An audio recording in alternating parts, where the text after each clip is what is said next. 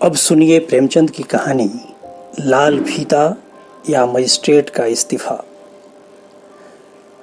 बहुत कम ऐसी कहानियां हैं प्रेमचंद की जो दो शीर्षकों से जानी जाती है। यह कहानी वैसी ही है।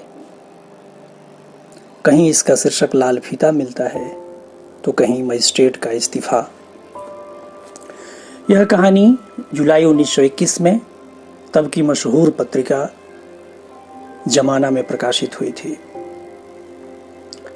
असहयोग आंदोलन का आरंभ भी हुआ था और कलम के सिपाही प्रेमचंद महात्मा गांधी की अगुवाई में चलने वाले स्वाधीनता आंदोलन के झंडाबरदार के तौर पर काम करने लगे थे। असहयोग की कहानियां लिखकर उस विचार का प्रचार प्रसार करने लगे थे। तो आइए सुनिए कहानी लाल फीता या मजिस्ट्रेट का इस्तीफा। विद्या पर जाति विशेष या कुल का एक आधिपत्य नहीं होता।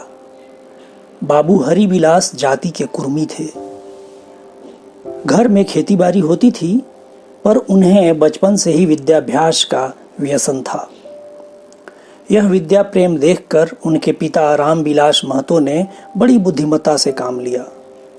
उन्हें हल में न जोता। आप मोटा खाते थे, मोटा पहनते थे और मोटा काम करते थे, लेकिन हरिविलास को कोई कष्ट न देते थे। वह पुत्र को रामायण पढ़ते देखकर खुशी से फूले न समाते थे। जब गांव के लोग उनके पास अपने सम्मान या चिट्ठियां पढ़वाने आते तो गर्व से महतो का सिर ऊंचा हो जाता था। बेटे के पास होने की खुशी और फेल होने का रंज उन्हें बेटे से भी अधिक होता था और उसके इनामों को देखकर तो वह मानो स्वर्ग में पहुंच जाते थे। हरिविलास का उत्साह इन प्रेरणाओं से और भी बढ़ता जाता था। यहां तक कि शनय शनय मैट्रिकुलेशन की परीक्षा में पास हो गए। रामविलास ने समझा था अब फसल काटने के दिन आए, लेकिन जब मालूम हुआ कि यह विद्या का अंत नहीं बल्कि वास्तव में आरंभ है तो उनका जोश ठंडा पड़ गया। किंतु हरिविलास का अनुराग अब कठिनाइयों को ध्यान में न लाता था। उस दृढ़ संकल्प के साथ जो बहुधा दरिद्र पर चतुर युवकों में पाया जाता है, वह कॉलेज में दाखिल हो गया। रामविलास हार कर चुप हो गए। वे दिनों दिन अशक्त होते जाते थे और खेती परिश्रम का दूसरा नाम है। कभी समय पर सिंचाई न कर सकते, कभी समय पर जुताई न हो सकती। उपज कम होती जाती थी, पर इस दुरावस्था में भी वह हरिविलास की पढ़ाई के खर्च का प्रबंध करते रहते थे। धीरे धीरे उनकी सारी जमीन रेहन हो गई। यहां तक कि जब हरिविलास एमए पास हुए तो एक अंगुल भूमि भी न बची थी। सौभाग्य से उनका नंबर विद्यालय में सबसे ऊंचा था, अतएव उन्हें डिप्टी मजिस्ट्रेट का पद मिल गया। रामविलास ने यह समाचार सुना तो पागलों की भांति दौड़ते हुए ठाकुर द्वारे गए और ठाकुर जी के पैरों पर गिर पड़े। उन्हें स्वप्न में भी ऐसी आशा न थी। बाबू हरिविलास विद्वान ही न थे, सच्चरित्र भी थे। बड़े निर्भीक, अस्पष्टवादी, दयालु और गंभीर। न्याय पर उनकी अटल भक्ति थी।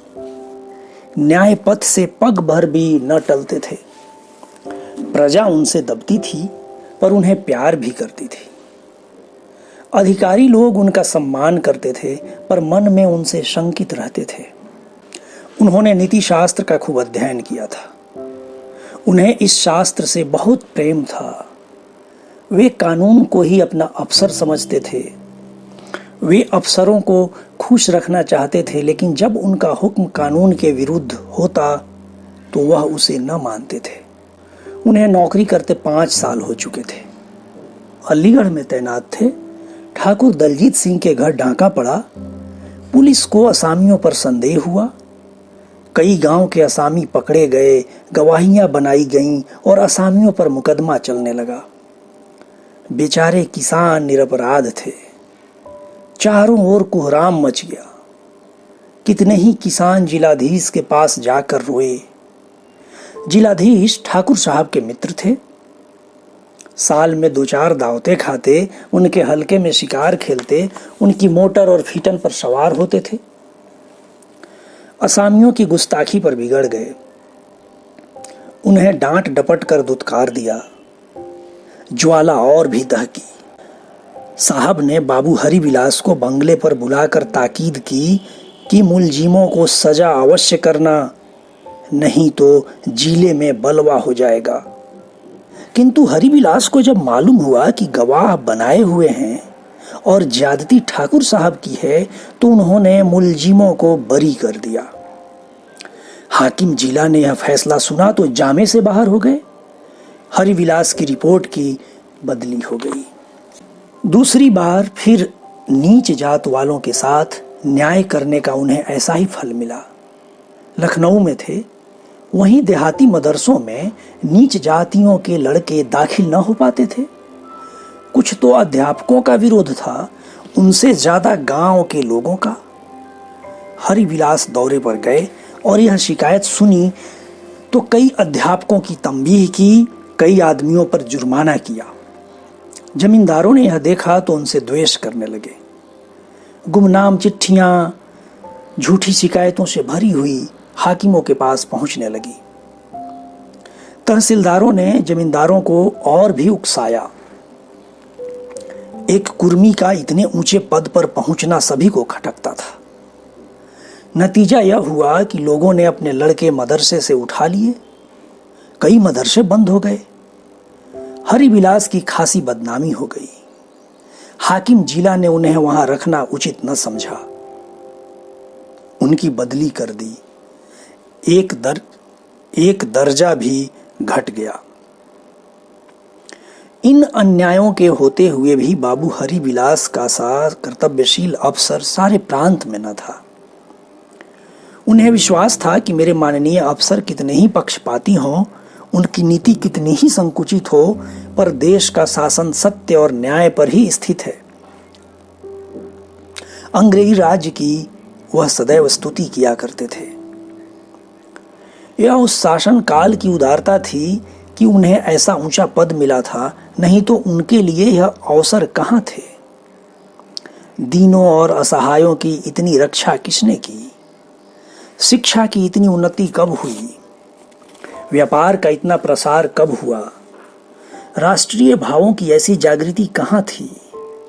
वह जानते थे कि इस राज्य में भी कुछ न कुछ बुराइयां अवश्य हैं। मानवीय संस्थाएं कभी दोष रहित नहीं हो सकती, लेकिन बुराइयों से भलाइयों का पल्ला कहीं भारी है। यही विचार थे जिनसे प्रेरित होकर यूरोपीय महासमर में हरिविलास ने सरकारी खैरख्वाही में कोई बात उठा न रखी। हजारों रंगरूट भर्ती कराए, लाखों रुपए कर्ज दिलवाए और महीनों घूम घूम कर लोगों को उत्तेजित करते रहे। उसके उपलक्ष्य में उन्हें राय बहादुर की पदवी मिल गई। जाड़े के दिन थे। डिप्टी हरिविलास बाल बच्चों के साथ दौरे पर थे। बड़े दिन की तातील हो गई थी, इसीलिए तीनों लड़के भी आए हुए थे। बड़ा शिव विलास लाहौर के मेडिकल कॉलेज में पढ़ता है। मझला संत विलास इलाहाबाद में कानून पढ़ता था और छोटा श्री विलास लखनऊ के ही एक स्कूल का विद्यार्थी था। शाम हो रही थी। डिप्टी साहब अपने तंबू के सामने एक पेड़ के नीचे कुर्सी पर बैठे हुए थे। इलाके के कई जमींदार भी मौजूद थे।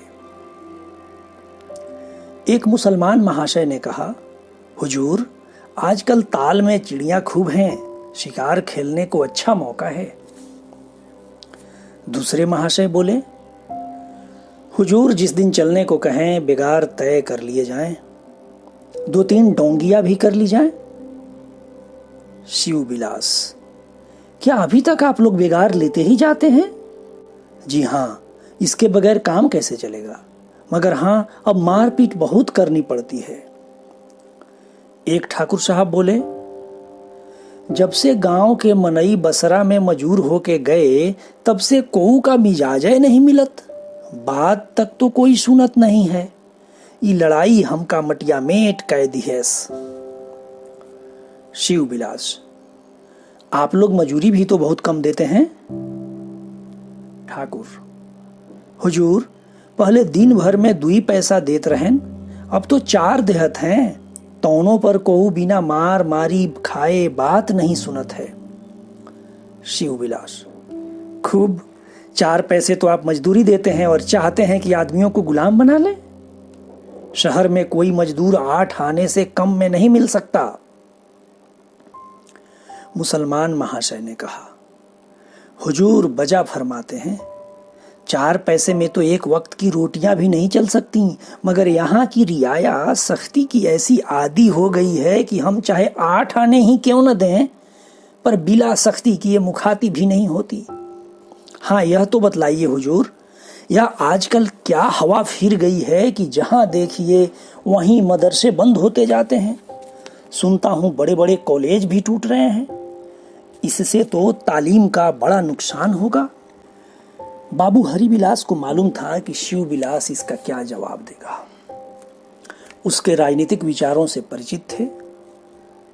दोनों आदमियों में प्रायः इस विषय पर वाद विवाद होता रहता था, लेकिन वे न चाहते थे कि इन जमींदारों के सामने वे अपने स्वाधीन विचार प्रकट करें। शिव बिलास को बोलने का अवसर न देकर आप ही आप बोले। मैं तो इसे पागलपन समझता हूं, नीरा पागलपन। यह लोग समझते हैं कि इन कार्रवाइयों से वे हमारी सरकार को परास्त कर देंगे। कुछ लोग देहातों में पंचायतें भी बनाते फिरते हैं। इसका मतलब भी यही है कि सरकारी अदालतों की जड़ खोदी जाए। लेकिन कोई इन भले मानुसों से पूछे कि क्या कानूनी गुत्थियां इन देहातियों के सुलझाए सुलझ जाएंगी? जिस कानून के पढ़ने और समझने में उम्रें गुजर जाती हैं, उसका व्यवहार यह हल जूते क्या खाकर करेंगे? शासन की बुनियादी परंपरा सत्य और न्याय पर स्थित रही है, और जब तक शासक लोग इस मूल तत्व को भूल न जाएं, राज्य की अवनति नहीं हो सकती। हमारी सरकार ने सदैव इस आदर्श को अपने सामने रखा है। प्रत्येक जाति को, प्रत्येक व्यक्ति को उस रेखा तक कर्म और वचन की पूर्ण स्वाधीनता दे दी है कि जहां तक उससे दूसरों को कोई हानि न हो। यही न्यायप्रियता हमारी सरकार को अमर बनाए हुए है। जोर दिया जा रहा है कि लोग सरकारी नौकरियां छोड़ दें। इस उद्देश्य का पूरा होना और भी कठिन है। मैं यह मानता हूं कि कर्मचारी लोग बड़ी संख्या में इस नीति पर चलें तो सरकार के काम में बाधा पड़ सकती है, लेकिन ऐसा होना असंभव सा जान पड़ता है। कर्मचारियों में अच्छे और बुरे दोनों ही हैं। जो बुरे हैं वे नौकरी कभी न छोड़ेंगे, इसलिए कि बेईमानी और रिश्वत के ऐसे अवसर कहीं नहीं मिल सकते। जो अच्छे हैं उनके लिए भी यहाँ जाति सेवा और उपकार का बड़ा विस्तृत क्षेत्र है। उन्हें किसी पर अन्याय करने के लिए मजबूर नहीं किया जाता। सरकार किसी गुप्त प्रजाघातक नीति का व्यवहार नहीं करती। ऐसी दशा में वे लोग पृथक नहीं हो सकते। नौकरी को गुलामी कहकर उसकी निंदा की जाती है, लेकिन मैं उस वक्त तक इसे गुलामी नहीं समझ सकता जब तक हमें अपने धर्म और आत्मा के विरुद्ध चलने पर विवश न किया जाए। जमींदारों ने ये बातें ध्यान से सुनी। ऐसा जान पड़ता था कि इस विषय में सबके सब बाबू हरिविलास से सहमत हैं। हाँ, शिव बिलास इन युक्तियों का प्रतिवाद करने के लिए अधीर हो रहे थे, पर इतने आदमियों के सामने मुंह खोलने का साहस न होता था। इतने में बेगार ने चिट्ठियों का थैला लाकर डिप्टी साहब के सामने रख दिया। यद्यपि शहर यहाँ से 15 मील के लगभग था, पर एक बेगार प्रतिदिन डाक लाने के लिए भेजा जाता था।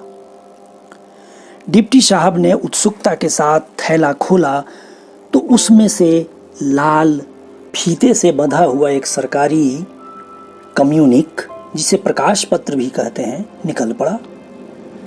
उसे गौर से पढ़ने लगे। आधी रात जा चुकी थी, किंतु हरिविलास अभी तक करवट बदल रहे थे। मेज पर लैंप जल रहा था। वे उसी लाल फीते से बंधे हुए पत्र को बार बार देखते और विचारों में डूब जाते। वह लाल फीता उन्हें न्याय और सत्य के खून में रंगा हुआ जान पड़ता था।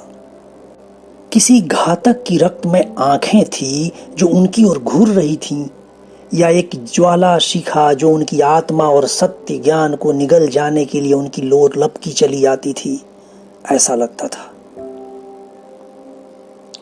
वे सोच रहे थे, अब तक मैं समझता था मेरा कर्तव्य न्याय पर चलना है। अब मालूम हुआ कि यह मेरी भूल थी। मेरा कर्तव्य न्याय का गला घोंटना है, नहीं तो मुझे ऐसे आदेश क्यों मिलते? क्या समाचार पत्रों का पढ़ना भी कोई अपराध है? क्या दिन किसानों की रक्षा करना भी कोई पाप है? मैं ऐसा नहीं समझता। मुझे उन साधु सन्यासियों पर कड़ी दृष्टि रखने का हुक्म दिया गया है जो धर्मोपदेश करते हुए दिखाई दें। यही नहीं, मुझे यह भी देखना चाहिए कि कौन गज्जी गाढ़े के कपड़े पहने हुए है, किसके सिर पर कैसी टोपी है, उस टोपी पर कैसी छाप लगी हुई है। चरखा चलाने वालों पर भी नजर रखनी चाहिए। मुझे इन लोगों के नाम भी अपने रोजनामचे में दर्ज करने चाहिए जो राष्ट्रीय पाठशालाएं खोलें, जो देहातों में पंचायतें बनाएं, जो जनता को नशे की चीजें त्याग करने का उपदेश करें। इस आज्ञा के अनुसार वे भी राजद्रोही हैं जो लोगों में स्वास्थ्य के नियमों का प्रचार करें, ताउन और हैजे के प्रकोप से जनता की रक्षा करें, उन्हें मुफ्त दवाएं दें। सारांश यह कि मुझे जाति के सेवकों का, हितैषियों का शत्रु बनना चाहिए, इसलिए कि मैं शासन का एक अंग हूं। उन्होंने एक बार फिर लाल फीते की ओर देखा। हाँ, तो इस दशा में मेरा कर्तव्य क्या है? अपनी जाति का साथ दूं या विजातीय सरकार का? इस समस्या का कारण यही है कि हमारे शासक विजातीय हैं और उनका स्वार्थ प्रजा के हित से भिन्न है। वे अपनी जाति के स्वार्थ के लिए, गौरव के लिए, व्यापारिक उन्नति के लिए यहाँ के लोगों को अनंत काल तक इसी दशा में रखना चाहते हैं। इसलिए प्रजा के राष्ट्रीय भावों को जागते देखकर वे उनको दबाने पर तुल जाते हैं। उन्हें वे सरल व्यवस्थाएं आपत्तिजनक लगने लगती हैं जिन्हें प्रजा अपने आत्म सुधार के लिए करती है। नहीं तो क्या मद त्याग के उपदेश भी सरकार की आंखों में खटकते? शासन का मुख्य धर्म है प्रजा की रक्षा, न्याय और शांति का विधान। अब तक मैं समझता था कि सरकार इस कर्तव्य से सर्वोपरि समझती है, इसलिए मैं उसका भक्त था। जब सरकार को अपने धर्म पथ से हट जाना है तो मेरा धर्म भी यही है कि उसका साथ छोड़ दूं। अपने स्वार्थ के लिए देश का द्रोही नहीं बन सकता। सरकार से मेरा थोड़े दिनों का नाता है, देश से जन्म भर का। क्या इस अस्थायी अधिकार के गर्व में अपने अस्थायी संबंध को भूल जाऊं? इस अधिकार के लिए क्या अब मुझे देश का शत्रु बनना पड़ेगा? क्या देश को अपने स्वार्थ पर न्यौछावर कर दूं? एक तो वे हैं जो देश सेवा पर आत्मसमर्पण कर देते हैं, उसके लिए नाना प्रकार के कष्ट झेलते हैं। एक मैं अभागा हूं जिसका काम यह है कि उन देश सेवकों की जान का गाहक बनूं। लेकिन यह संबंध तोड़ दूं तो निर्वाह कैसे हो? जिन बच्चों को अब तक सभी सुख सुविधा प्राप्त थे, उन्हें अब दरिद्रता का शिकार बनना पड़ेगा। जिस परिवार का पालन पोषण अब तक अमीरों के ढंग पर होता था, उसे अब रो रो कर दिन काटने पड़ेंगे। घर की जायदाद मेरी शिक्षा की भेंट हो चुकी, नहीं तो कुछ खेती बाड़ी ही करके गुजर करता। वही तो मेरा मौरूसी पेशा था। कैसा संतोषमय जीवन था। अपने पसीने की कमाई खाते थे और सुख की नींद सोते थे। इस शिक्षा ने मुझे चौपट कर दिया। विलास का दास बना लिया, अनावश्यकताओं की बेड़ी पैरों में डाल दी। अब तो उस पुराने जीवन की कल्पना मात्र से प्राण सूख जाता है। हाँ, हृदय में कैसी कैसी अभिलाषाएं थी, कैसे कैसे मनमोदक खाता था। शिव विलास विलायत जाकर डॉक्टरी पढ़ने का स्वप्न देख रहा है। संत विलास को वकालत की धुन सवार है। छोटा श्री विलास अभी से सिविल सर्विस की तैयारी कर रहा है। अब इन सबों के मंसूबे कैसे पूरे होंगे? लड़कों को तो खैर छोड़ भी दूं तो वे किसी न किसी तरह गुजर कर ही लेंगे। लड़कियों का क्या करूं? सोचा था उनका विवाह उच्च कुल में करूंगा, जाति का भेद मिटा दूंगा। यह मनोकामना भी पूरी होती नहीं दिखती। कहीं दूसरी जगह नौकरी तलाश करूं तो इतना वेतन कहीं मिल नहीं सकता। रईसों के दरबार में पहुंचना कठिन है। सरकार की अवज्ञा करने वालों को धरती आकाश कहीं ठिकाना नहीं। परमात्मन मुझे सुझाओ, क्या करूं? इन्हीं चिंताओं में पड़े पड़े उन्हें नींद आ गई। 1 सप्ताह बीत गया, पर बाबू हरिविलास अभी तक दुविधा में ही पड़े थे। वह प्रायः उदास और खिन्न रहते थे। इजलास पर बहुत कम आते और आते भी तो मुकदमों की तारीख मुलतवी करके फिर चले जाते। लड़के और लड़कियों से भी बहुत कम बातचीत करते। बात बात पर झुंझला पड़ते। कुछ चिड़चिड़े हो गए थे। उन्होंने स्त्री से इस समस्या की चर्चा की, पर वह इस्तीफा देने पर उनसे सहमत न हुई। उसमें न्याय का वह ज्ञान न था जो हरिविलास के हृदय को व्यथित कर रहा था। लड़कों से इस विषय में कुछ कहने का उन्हें साहस न होता था। डरते थे कि वे निराश और निरुत्साह हो जाएंगे। आनंदमय जीवन की कैसी कैसी कल्पनाएं कर रहे होंगे, वह सब नष्ट हो जाएंगी। इस विषय में मेरा उद्धार नहीं हो सकता। ऐसा हुनर, कोई ऐसा उद्यम न जानते थे जिस पर उन्हें भरोसा होता। यहां तक कि साधारण क्रय विक्रय भी उनके लिए कष्ट साध्य था। वे अपने को इस नौकरी के सिवा और किसी काम के योग्य न पाते थे, और न अब इतनी सामर्थ्य ही थी कि कोई नया उद्यम सीख सकें। स्वार्थ और कर्तव्य की उलझन में उनकी अत्यंत करुण दशा हो रही थी। 8वें दिन उन्हें यह खबर मिली कि इस इलाके में मादक वस्तुओं का निषेध करने के लिए किसानों की एक पंचायत होने वाली है। उपदेश होंगे, भजन गाए जाएंगे और लोगों से मद त्याग की प्रतिज्ञा ली जाएगी।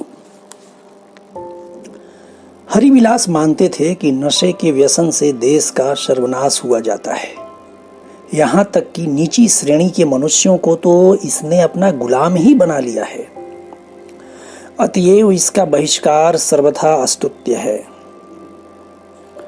पहले एक बार मादक वस्तु विभाग में रह चुके थे और उनके समय में इस विभाग की आमदनी खूब बढ़ गई थी। उस वक्त इस प्रश्न को वे अधिकारियों की आंखों से देखते थे। टेम्परेंस के उपदेशकों को सरकार का विरोधी समझते थे, लेकिन इस लाल फीते वाले आज्ञा पत्र ने उनकी काया ही पलट दी थी। सरकारी प्रजाहित नीति पर लेश मात्र भी विश्वास न रहा था। इस आज्ञा के अनुसार उनका कर्तव्य था कि जाकर इस पंचायत की कार्रवाइयों को देखें और यदि इस त्याग के लिए किसी के साथ सख्ती या तिरस्कार करते पाएं तो तुरंत उसे बंद कर दें। मनुष्योचित और पदोचित कर्तव्यों में घोर संग्राम हो रहा था।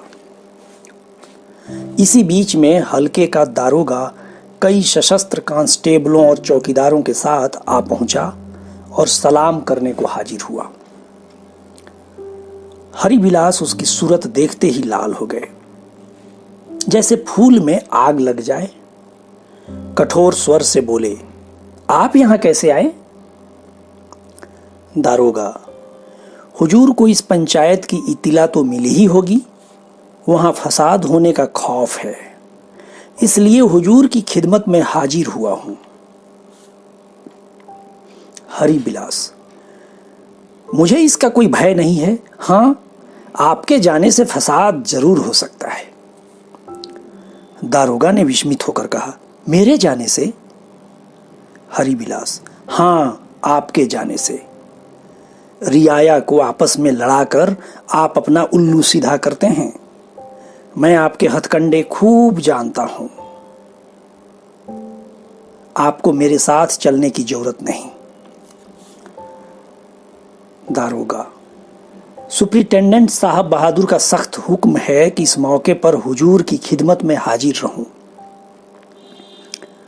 हरिबिलास, तो क्या आप मुझे नजरबंद करने आए हैं? दारोगा ने भयभीत होकर कहा, हुजूर की शान में मुझसे ऐसी। हरिबिलास, मैं तुम्हारे साहब का गुलाम नहीं हूं। दारोगा, तो मेरे लिए क्या ऑर्डर होता है? हरिबिलास, जाकर अपने साफे को जला डालिए और वर्दी को फाड़ कर फेंक दीजिए और इस गुलामी की जंजीरों को जो आपकी कमर में है, जिसे आप हुकूमत की निशान समझते हैं, तोड़कर आजाद हो जाइए। सरकारी हुक्मों की बहुत तामील कर चुके, डाकों और चोरी की तफ्तीश खूब की और हराम का माल खूब जमा किया। अब जाकर कुछ दिन घर बैठिए और अपने पापों का प्रायश्चित कीजिए। रियाया की जान व माल की हिफाजत करने का स्वांग भरकर उनको अजाब में न डालिए। यह किसानों की पंचायत है, लुटेरों का जत्था नहीं है। सब एक जगह बैठकर नशेबाजी बंद करने की तदबीरें सोचेंगे। आपको मेरे साथ चलने की मुतलक जरूरत नहीं है। बाबू हरिबिलास का मुखमंडल विमल क्रोध से उत्तेजित हो रहा था और आंखों से ज्योति निकल रही थी।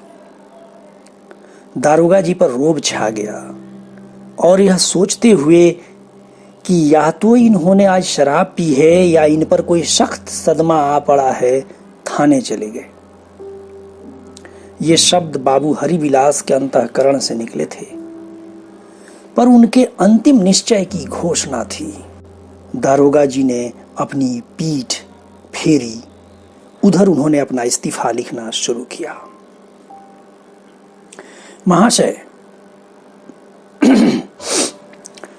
मेरा विश्वास है कि शासन संस्था ईश्वर की इच्छा पर बाह्य स्वरूप है और उसके नियम भी ईश्वरीय नियमों की भांति दया, सत्य और न्याय पर अवलंबित है।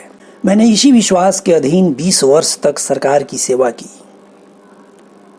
जब कभी मेरे आत्मिक आदेश और सरकारी हुक्म में विरोध हुआ, मैंने यथासाध्य आत्मा का आदेश पालन किया। मैंने अपने को कभी प्रजा का स्वामी नहीं समझा, सदैव सेवक समझता रहा।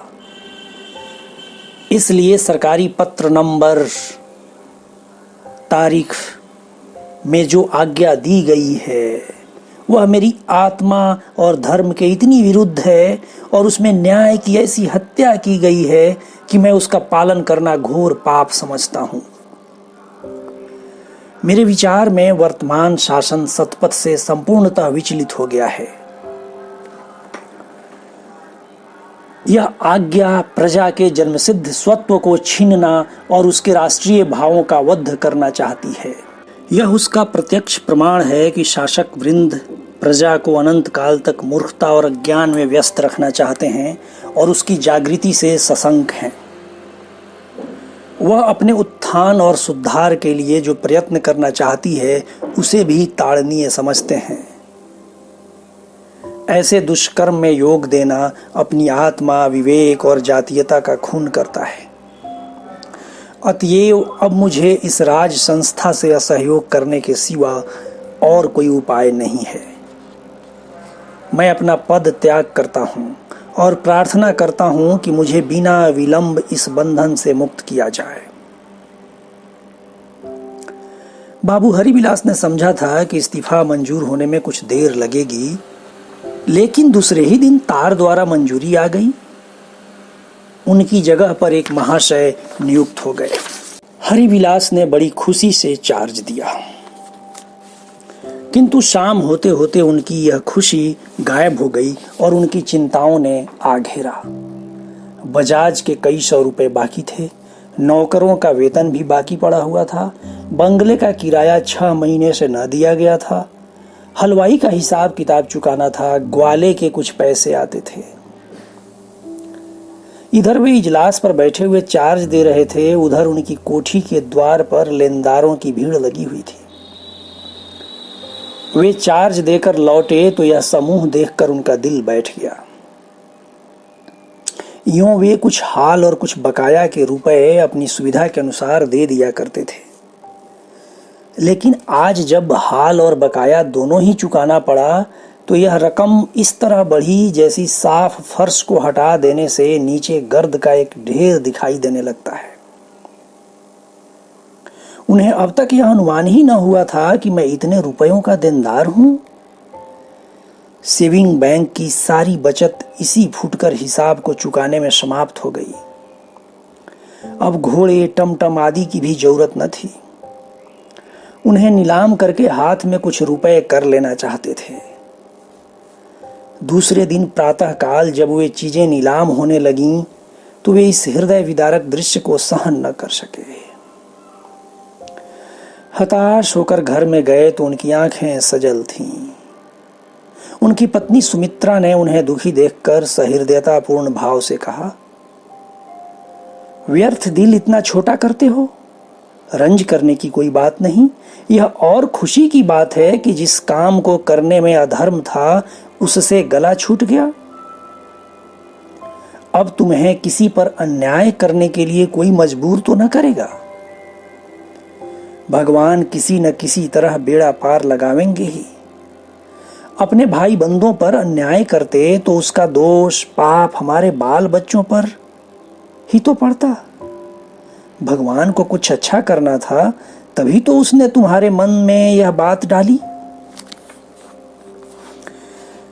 इन बातों से हरिबिलास को कुछ तस्कीन हुई।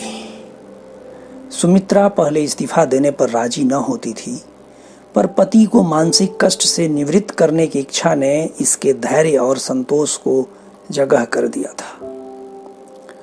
हरिबिलास ने सुमित्रा की ओर श्रद्धा भाव से देखकर कहा, जानती हो कितनी तकलीफें उठानी पड़ेंगी? सुमित्रा, तकलीफों से क्या डरना? धर्म रक्षा के लिए आदमी सब कुछ सह लेता है। हमें भी तो आखिर ईश्वर के दरबार में जाना है, उसको कौन सा मुंह दिखाते? हरिबिलास, क्या बताऊं, मुझे तो इस वैज्ञानिक शिक्षा ने कहीं का न रखा। ईश्वर पर श्रद्धा ही नहीं रही। यद्यपि मैंने इन्हीं भावों से प्रेरित होकर इस्तीफा दिया है, पर मुझ में यह सजीव और चैतन्य भक्ति नहीं है। मुझे चारों ओर अंधकार ही अंधकार दिखता है। लड़के अभी तक अपने को संभालने के योग्य नहीं हुए। शिव विलास को साल भर और भी पढ़ा सकता तो वह घर संभाल लेता। संत विलास को अभी 3 साल तक संभालने की जरूरत है, और बेचारे श्री विलास की तो अभी कोई गिनती ही नहीं। अब वे बेचारे अधड़ ही रह जाएंगे। मालूम नहीं मन में मुझे क्या समझते हो। सुमित्रा, अगर उन्हें ईश्वर ने बुद्धि दी होगी तो अब वह तुम्हें अपना पिता समझने के बदले देवता समझने लगेंगे। रात का समय था। शिव विलास और उनके दोनों भाई बैठे हुए वार्तालाप कर रहे थे। शिव विलास ने कहा, आजकल दादा की दशा देखकर यही जी चाहता है कि गृहस्थी के जंजाल में न पड़े। कल जब से इस्तीफा मंजूर हुआ है तब से उनका चेहरा ऐसा उदास हो गया है कि देखकर करुणा आती है। कई बार इच्छा हुई कि चलकर उन्हें तस्कीन दूं, लेकिन उनके सामने जाते हुए स्वयं मेरी आंखें सजल हो जाती हैं। आखिर हम ही लोगों की चिंता उन्हें सता रही है, नहीं तो उन्हें अपनी क्या चिंता थी। चाहे तो किसी स्कूल या कॉलेज में अध्यापक हो सकते हैं, दर्शन और अर्थशास्त्र में बहुत कुशल हैं। संत विलास, आपने मेडिकल कॉलेज से अपना नाम नाहक कटवा लिया। यह विभाग तो बुरा न था, आप सरकारी नौकरी न करते, घर बैठकर तो काम कर सकते थे। दादा से भी ना पूछा? वे सुनेंगे तो बहुत रंज होगा। शिवविलास: इसीलिए तो मैंने अब तक उनसे कहा नहीं और फिर मौका भी नहीं मिला। डॉक्टरी विभाग कितना ही अच्छा हो, लेकिन मैंने जो संकल्प ले लिया है उस पर स्थिर हूं। क्यों, तुम कुछ मदद कर सकोगे? श्रीविलास: वह देखिए, मियाँ घोड़े अस्तबल से निकाले जा रहे हैं। अब कल से किसी दूसरे कोचवान के पाले पड़ेंगे। मारते मारते भूरकस निकाल देगा। टूटी टमटम भी सटर पटर करती हुई चली। संत विलास: मैं तो परीक्षा के पहले शायद आपकी कुछ मदद न कर सकूं। उसके बाद मुझसे जो काम चाहें ले सकते हैं। शिवविलास: एमए का अर्थ है मास्टर ऑफ आर्ट्स। संत विलास: यह मेरी बहुत पुरानी अभिलाषा है और अब लक्ष्य के इतना समीप आकर मुझसे नहीं हटा जाता। शिवविलास: अपने नाम के पीछे एमए एलएलबी का पुछल्ला लगाए बिना नहीं मानोगे? संत विलास चिढ़ गया। कोई और भी मानता है या मैं ही मानूं? सभी तो इन्हीं उपाधियों पर जान देते हैं, और क्यों न दें? समाज में इनका सम्मान कितना है। अभी तक शायद ही कोई ऐसा मनुष्य हो जिसने अपनी डिग्रियां छोड़ दी हों। वे लोग भी जो असहयोग के नेता थे, अपने नामों के साथ पुछल्ले लगाने में कोई आपत्ति नहीं समझते, नहीं बल्कि उस पर गर्व ही करते हैं। आपके राष्ट्रीय कॉलेजों में भी इन्हीं डिग्रियों की पूछ होती है। चरित्र को कोई पूछता भी नहीं। जब इसी कसौटी पर परखे जाते हैं तो मेरे उपाधि प्रेम पर किसी को हंसने की जगह नहीं है। शिवविलास: तुम तो नाराज हो गए। मेरा आक्षेप तुम पर नहीं, बल्कि सभी उपाधि प्रेमियों पर था। यदि असहयोगी लोग अभी तक उपाधियों पर जान दे रहे हैं तो इससे इस प्रथा का दूषण कम नहीं होता है। यह उनके लिए और भी निंद्य है। लेकिन हां, अब हवा बदल रही है। संभव है थोड़े दिनों में यह प्रथा मिट जाए। तुम 1 वर्ष में मेरी सहायता करने का वचन देते हो। इतने दिन तक एक समाचार पत्र का बोझ मैं अकेले कैसे संभाल सकूंगा? संत विलास: पहले यह तो बतलाइए आपकी नीति क्या होगी। अगर आपने भी वही नीति रखी जो दूसरे पत्रों की है तो अलग पत्र निकालने की क्या जरूरत है? श्रीविलास: मुझसे तो आप लोग पूछते ही नहीं। मैं भी मदरसा छोड़ रहा हूं। शिवविलास: तुम मेरे कार्यालय में लेखक बन जाना। संत विलास: तुम क्यों बीच में बोल उठते हो? हाँ भाई साहब, आपने कौन सी नीति ग्रहण करने का निश्चय किया है? शिवविलास: मेरी नीति होगी सरल किंतु विवेकशील जीवन का प्रचार। मैं विलासिता और दिखावे की जड़ खोदने की चेष्टा करूंगा। हम आंखें बंद किए हुए पश्चिमी जीवन की नकल कर रहे हैं। धन को हमने सर्वोच्च स्थान दे रखा है। हमारी कुलीनता, सम्मान, गौरव, प्रतिभा सब कुछ धन के अधीन हो गई है।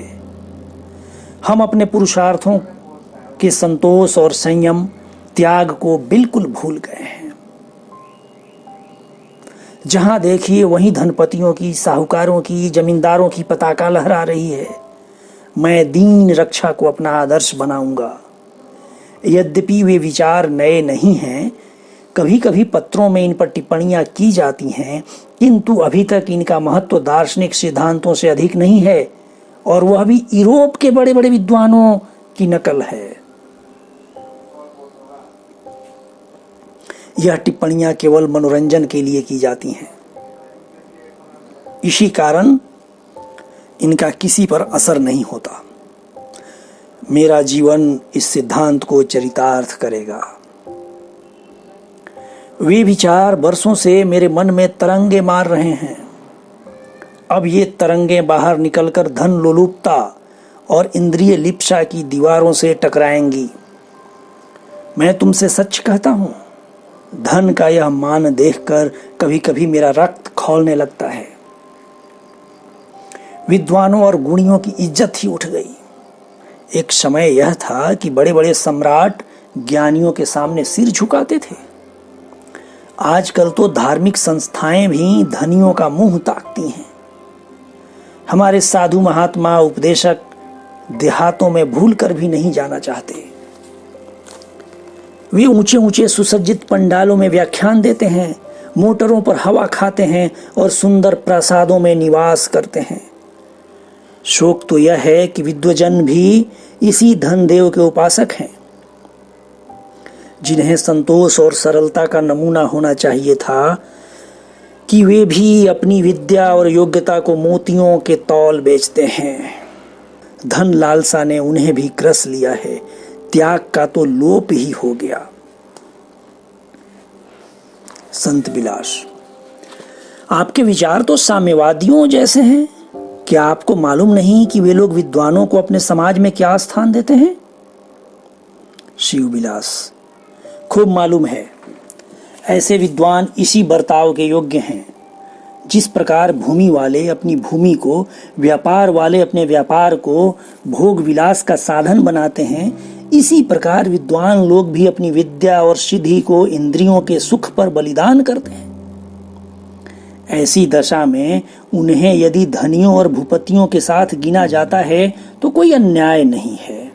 इतने में एक सुंदरी बालिका कमरे में आई। यह बाबू हरिविलास की छोटी लड़की अंजनी थी।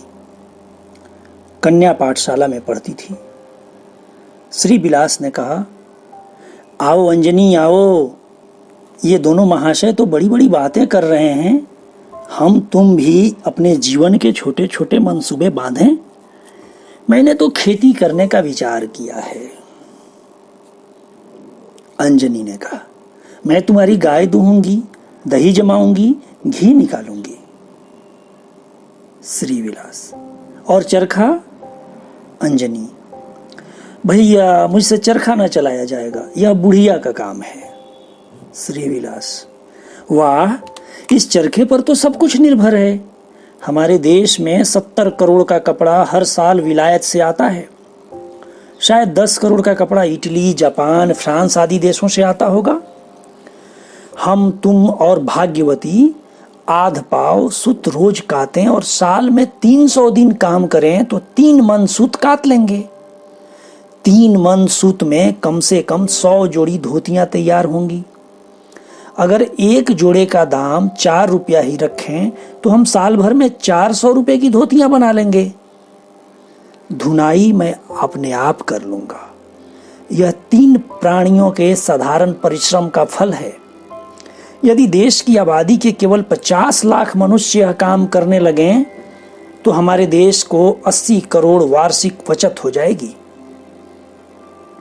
अगर 1 करोड़ मनुष्य इस धंधे में लग जाएं तो हमें कपड़े के लिए अन्य देशों को 1 पैसा भी न देना पड़े। शिव विलास हिसाब लगाकर बोलता है, यार तुमने खूब हिसाब लगाया। इतने महत्वपूर्ण काम के लिए 50 लाख मनुष्यों की आवश्यकता है। मुझे अब तक यह अनुमान ही न था कि इतने कम आदमियों की मेहनत हमारी आवश्यकताओं को पूरी कर सकती है। चलो मैं भी तुम्हारी मदद करूंगा। अपने पत्र में घरेलू उद्योग धंधों का प्रचार करूंगा। संत विलास, आपके और मेरे आदर्श में बड़ा अंतर है। मेरा विचार है कि बुद्धि और मस्तिष्क से काम करने वालों की श्रमजीवियों पर सदैव प्रधानता रहेगी। उनके काम का महत्व कहीं अधिक है। यदि आप उनके लिए अवस्थानुकूल जीवन वृत्ति की व्यवस्था नहीं करेंगे तो वे एकाग्रचित होकर विद्या की उन्नति न कर सकेंगे और उसका परिणाम बुरा होगा। संतोष और त्याग राष्ट्रीय अवनति के लक्षण हैं। उन्नत जातियां अधिकार, राज्य विस्तार, संपत्ति और गौरव पर जान देती हैं। यहाँ तक कि बोल्शेविकों में भी दिनों दिन अपने राज्य की सीमाएं बढ़ाने की ललक है। वे बढ़ा भी रहे हैं। शिव विलास, इस विषय पर फिर बातें होंगी। चलो इस समय मौका है, दादा घर में अम्मा के पास बैठे हुए हैं, जरा उन्हें तस्कीन दे आएं। तीनों युवक जाकर हरिबिलास के सामने खड़े हो गए। उन्होंने चिंतित भाव से शिवविलास को देखकर पूछा, तुम्हारा कॉलेज कब खुलेगा? शिवविलास, कॉलेज 15 जनवरी को खुलेगा, लेकिन मैं वहां जाना नहीं चाहता, नाम कटवा लिया है।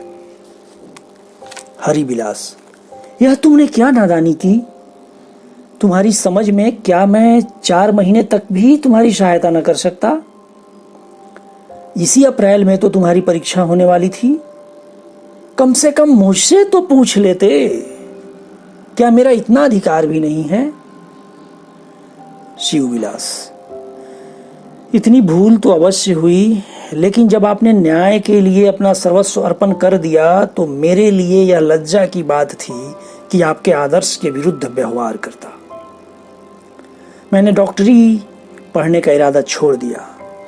कम से कम इसे जीविका का आधार नहीं बनाना चाहता। मेरा विचार एक समाचार पत्र निकालने का है। हरिबिलास, जेल खाने जाने के लिए तैयार हो? शिवविलास, यदि न्याय और सत्य की रक्षा के लिए जेल जाना पड़े तो मैं इसे अहोभाग्य समझूंगा। हरिबिलास, मालूम होता है तुम्हें हवा अच्छी तरह लग गई। रुपयों का क्या प्रबंध किया? शिवविलास, इसकी आप चिंता न कीजिए, मेरे मित्रों ने सहायता करने का वचन दिया है। हरिबिलास, अच्छी बात है, इसका भी मजा चख लो। अभी राजनीति के चक्कर में आए नहीं हो। समझते हो जाति सेवा जितनी सत्य है उतनी सुगम भी है, पर तुम्हें शीघ्र ही अनुभव हो जाएगा कि यहां पग पग पर कांटे हैं। मैं ऐसा स्वार्थांध और भाव शून्य नहीं हूं कि तुम्हारे देशानुराग को दबाना चाहूं, किंतु इतना जताना अपना कर्तव्य समझता हूं कि खूब सोच समझकर इस क्षेत्र में आना। अगर कुछ दूर चलकर हिम्मत छोड़ दी तो फिर कहीं मुंह दिखाने लायक न रहोगे। मैं तुमसे मदद नहीं चाहता, बल्कि मेरे लिए तो यह परम गौरव की बात है कि मेरा पुत्र देश सेवा में तल्लीन हो जाए, अपने को जाति पर न्यौछावर कर दे। केवल तुम्हें कठिनाइयों से सचेत कर देना चाहता हूं। तुम कब जाओगे संतु? संत, मैं 15 जनवरी को जाऊंगा। हरिबिलास, तुम्हें कितने रुपयों की जरूरत होगी? इसी महीने में तो तुम्हारे इम्तिहान की फीस भी देनी होगी। संत विलास, जी हां, कोई 250 की जरूरत है। हरिबिलास बगले झांकते हुए, इससे कम में काम न चलेगा। संत विलास, असंभव है, 6 महीनों की पेशगी फीस देनी है, इम्तिहान की फीस, बोर्डिंग फीस सभी तो चुकानी है। एक सूट भी बनवाना चाहता हूं, मेरे पास कोई अच्छा सूट नहीं है। हरिबिलास, इस समय सूट रहने दो, फिर बनवा लेना। हां, फीस का प्रबंध मैं कर दूंगा, इससे कहां मुक्ति। पढ़ो तो मुश्किल से 5 महीने और फीस पूरे 2 साल का। संत विलास, तो फिर कुछ न दीजिए, मैं स्वयं कोई प्रबंध कर लूंगा, आपके ऊपर खामख्वाह बोझ नहीं डालना चाहता। हरिबिलास, यह तुम्हारी बुरी आदत है कि जरा जरा सी बात पर चिढ़ जाते हो। मेरी हालत देख रहे हो, फिर भी तुम्हारी आंखें नहीं खुलती। संत विलास, तो क्या आपकी इच्छा है कि मैं कॉलेज से नाम कटा लूं? हरिबिलास, यह तो मेरी इच्छा नहीं है, लेकिन अब तुम्हें अवस्थानुसार अपना खर्च घटाना पड़ेगा। मुझे यह देखकर खेद होता है कि वर्तमान दशाओं का तुम्हारे ऊपर बिल्कुल असर नहीं हुआ। आजकल समस्त देश सरल जीवन की ओर झुका है। कोई मनुष्य अपने ठाट बाट टीम टाम पर गर्व करने का साहस नहीं कर सकता। रेशमी वस्त्र और डासन के जूते और सुनहरे चश्मे अब तुच्छ दृष्टि से देखे जाते हैं। विशेषतः शिक्षित समुदाय के विलास प्रेम को तो जनता सर्वथा अक्षम्य समझती है। शिक्षित लोगों से अब सेवा और उत्सर्ग की आशा की जाती है। वकीलों पर अब सम्मान की दृष्टि नहीं पड़ती, लोग उनसे विमुख होते जा रहे हैं। धन लोलुप अध्यापकों को तो जनता घृणा की निगाह से देखती है। मैंने स्वार्थवश तुम्हें वकालत की प्रेरणा की थी, किंतु अब मुझे विश्वास होता जाता है कि हमारी जाति की अवनति का मुख्य कारण यही पेशा है। इसकी बदौलत हमारी अदालतों में न्याय सर्वसाधारण के लिए अलभ्य हो रहा है। जब एक एक पेशी के लिए 2-2, 4-4 सौ, यहाँ तक कि 2-2, 4-4 हजार लिए जाते हैं, तो स्पष्ट है कि यह समय या परिश्रम का मूल्य नहीं, बल्कि लोगों की ईर्ष्या और दुर्जनता का ब्याज है। जिस पेशे का आधार मानव दुर्बलताओं पर हो, वह समाज के लिए कभी मंगलकारी नहीं हो सकता। मैं तुम्हारे इरादे में विघ्न नहीं डालना चाहता, लेकिन यदि तुम वकालत को न्याय रक्षा के लिए नहीं, विलास के लिए ग्रहण करना चाहते हो, तो बेहतर है कि तुम इसे तिलांजलि दे दो। संत विलास ने कुछ उत्तर न दिया, खिन्न होकर वहां से उठ गए। अब बाबू हरि विलास ने श्री विलास से पूछा, तुम तो इम्तिहान की तैयारी कर रहे हो? श्री विलास, जब आप कह रहे हैं कि दौलत वालों की आजकल कोई कदर नहीं है, तो फिर ऐसी शिक्षा से क्या फायदा जिसका उद्देश्य केवल दौलत कमाना है? मेरा भी नाम कटवा दीजिए, मैं आपकी सेवा में रहना चाहता हूँ। मेरा इरादा खेती करने का है, अंजनी भी मेरी मदद करेगी। आखिर आप देहात में चलकर कुछ न कुछ खेती जरूर ही कराएंगे। मुझको इस काम के लिए तैयार कर लीजिए। हरिविलास के मुखमंडल पर आत्माभिमान की लाली दिखाई दी। सुमित्रा से बोले, लो, श्रीविलास ने तुम्हारी चिंताओं का अंत कर दिया। तुम सोच रही थी कि कैसे क्या होगा। चलकर आराम से गांव में रहो। यह खेती करेगा, तुम आराम की नींद सो और राम का नाम लो। इसके तीसरे ही दिन बाबू हरिविलास अपने गांव में आ गए। मकान बेरम्मत पड़ा हुआ था। मकान बेमरम्मत पड़ा हुआ था। आगे पीछे घास जम गई थी। गांव वालों ने द्वार पर खाद और कूड़े के ढेर लगा दिए थे। इधर वे कई साल से घर न आए थे।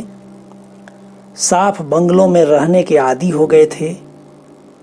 उनके देखते यह घर झोंपड़े से भी बदतर था। शिव विलास ने असबाब उतारा और झाड़ू लेकर सफाई करने लगा। अंजनी भी घर में झाड़ू देने लगी। श्री विलास कुछ देर तक तो खड़ा देखता रहा, फिर टोकरी लेकर कूड़ा फेंकने लगा।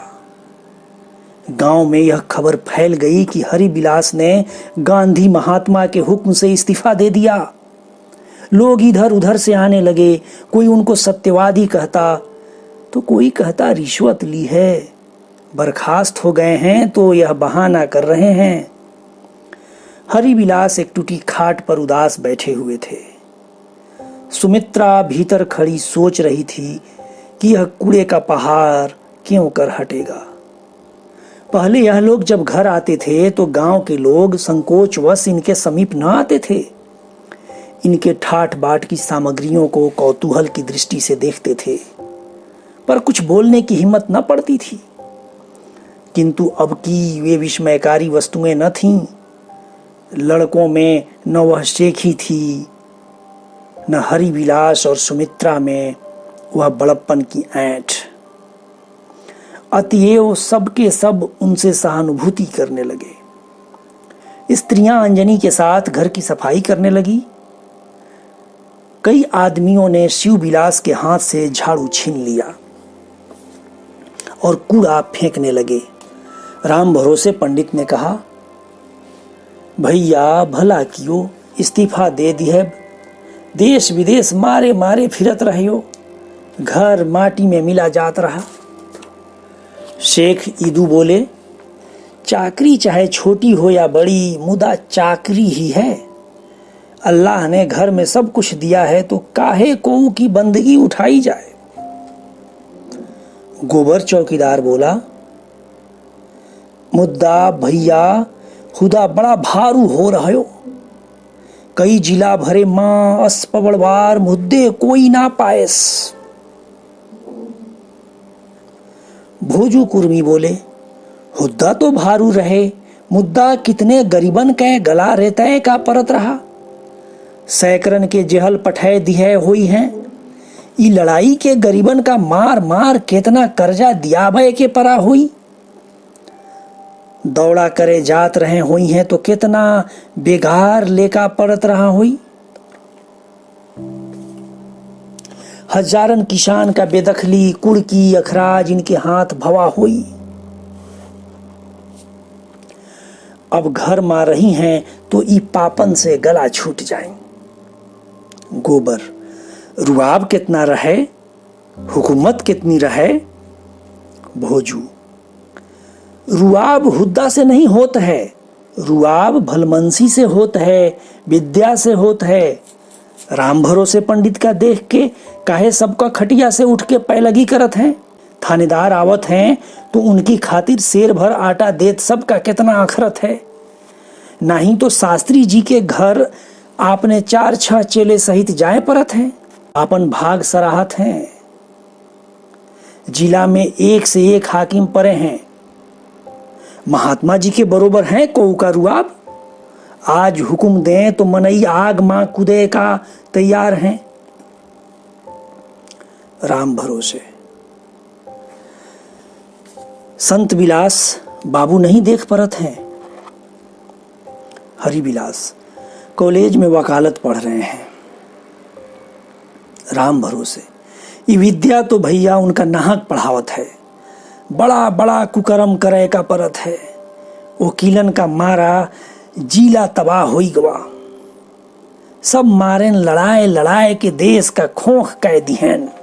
ईदू, बाबू तुम अब आपन जमीन दौड़ाए ले और मजे से खेती करो, चाकरी बहुत दिन की हो, अब कुछ दिन गृहस्थी का मजा ले। उतना सुख तो न पैहों पर चोला आनंद रही, परदेसवा जौन कमात रहे हुई हों तो उन सब कपड़ा लत्ता कुलसी मेज मेवा मिठाई माँ उड़ जला जात रहा हुई। 25-30 रुपए का तो दूध पी जात रहा हुई हों, 30-40 रुपए से कम घर का किराया ना परत रहा हुई। तुम्हार कुल खेत छूट जाए तो मजे से 4 हर को खेती होए लागे। हरिविलास ने संकोच से मुस्कुरा कर कहा, रुपए कहां से लाऊं। सब आदमियों ने उनकी ओर संदिग्ध भाव से देखा, मानो वह कोई अनोखी बात कह रहे हैं। अंत में भोजू बोला, का कहो थो भैया, कौन बहुत रुपया है, 3-4 हजार तो तुम्हारे संदूक के कोने में धरा हुई। इतनी बड़ी तलब पावत रही हो, नजर नियाज लेते रही हो, इतना सब कहाँ उड़ायो। हरिविलास, मैंने रिश्वत कभी नहीं ली, मासिक वेतन में खर्च ही कठिनाई से चलता था, बचत कहाँ होती थी। भोजू, बेटा तब तो तुम्हारी चाकरी गुनाह बेलज्जत है, नहीं असखक का कोई हो, 10-20 हजार तो होबे करी। हरिविलास, नहीं चच्चा, सच मानो मैं बिल्कुल खाली हाथ हूं। भोजू, तब गुजर बसर कैसे हुई। हरिविलास, ईश्वर मालिक है। भोजू, दोनों लड़कन अब को बहुत सुशील देख परत हैं, पहले तो कोऊ से बातें न करत रहे। यही बात हो रही थी कि गांव के जमींदार ठाकुर करण सिंह अपने 2 मुसाहिबों के साथ हाथी पर आते दिखाई दिए। लोग तुरंत चारपाइयों से उठ बैठे। हरिविलास के सामने ऐसे कितने ही जमींदार नित्य सलाम करने आया करते थे, पर करण सिंह को देखकर वह भी उठ खड़े हो गए। हाथी रुका, करण सिंह उतर पड़े और हरिविलास का हाथ पकड़कर उन्हें चारपाई पर बैठाकर आप भी बैठ गए। हरिविलास ने कुशल समाचार पूछा। ठाकुर ने श्रद्धापूर्ण भाव से कहा, यह भूमि आपके चरणों से पवित्र हो गई। यहाँ अब सब कुशल है। कल प्रातः काल पत्र खोला तो आप ही के आनंद समाचार पर नजर पड़ी। आपके साहस और पुरुषार्थ को धन्य है। मुझे महीनों से ज्वर आता था, पर सच मानिए यह शुभ समाचार देखते ही मैं चंगा हो गया। महीनों से दवाइयां खा रहा था। यह आपके पदार्पण का शुभ फल है। परमात्मा ने हम लोगों को उद्धार करने के लिए आपके हृदय में यह प्रेरणा की। हमने इधर कुछ दिनों से पंचायत स्थापित की है। उसका कोई ऐसा सरपंच नहीं मिलता था जिस पर जनता का विश्वास हो। आपको परमात्मा ने उसका बेड़ा पार करने के लिए भेजा है। उसके प्रधान का आसन ग्रहण करके हमें उपकृत कीजिए। जूही के राजा साहब, बगटा के खां साहब और राय दुनी चंद्र उसके सदस्य हैं। मैं उनकी ओर से यह निमंत्रण लेकर आपकी सेवा में आया हूं। हरिविलास ने सकुचाते हुए कहा, आप मुझे इस योग्य समझते हैं, यह आपकी कृपा है, पर मैं इस सम्मान का अधिकारी नहीं हूं। जिस पंचायत के सदस्य ऐसे ऐसे माननीय लोग हों, उसका प्रधान बनने का साहस मैं नहीं कर सकता। करण सिंह, बाबू साहब, आप अपने मुंह से ऐसा न कहिए। आप पहले एक परगने के हाकिम थे। आज सहस्रों हृदयों पर आपका अधिकार है। क्या छोटे क्या बड़े, सब आपको पूज्य समझते हैं। आपको मेरी यह प्रार्थना स्वीकार करनी ही पड़ेगी। हरिविलास इस सम्मान पद के भार से सिर न उठा सके। करण सिंह ने उठकर फूलों का हार उनके गले में डाल दिया। इसके बाद करण सिंह एक क्षण तक किसी विचार में डूबे रहे। जान पड़ता था कुछ कहना चाहते हैं, पर संकोच के मारे जबान नहीं खुलती। अंत में लजाते हुए बोले, बाबूजी, मेरी एक प्रार्थना तो आपने मान ली। अब मुझे एक दूसरी प्रार्थना करने का साहस हो रहा है। आज्ञा हो तो कहूं? हरिविलास, शौक से कहिए, मैं सहर्ष आपकी सेवा करूंगा। करण सिंह ने जेब से एक बंद लिफाफा निकाला और बोले, मैं इसे आपके चरणों पर समर्पण करने की आज्ञा चाहता हूं। हरिविलास ने दबी हुई आंखों से लिफाफे की तरफ देखा। लिखा था, रेहन नाम रामविलास महतो, मौजा बिदौखर। उनकी आंखों में एहसान के आंसू भर आए। कुछ कहना चाहते थे, किंतु करण सिंह ने उन्हें बोलने का अवसर न दिया। उसी दम लिफाफे को फाड़ दिया और लोग चकित हो रहे थे कि क्या माजरा है। हरिविलास ने उनकी ओर देखकर कहा, आप लोगों को मालूम हुआ यह कैसा लिफाफा था? यही दादा का लिखा हुआ रेहननामा था। यह कहते कहते उनका कंठ रुक गया। कहानी पाठ राजीव रंजन गिरी। शुक्रिया।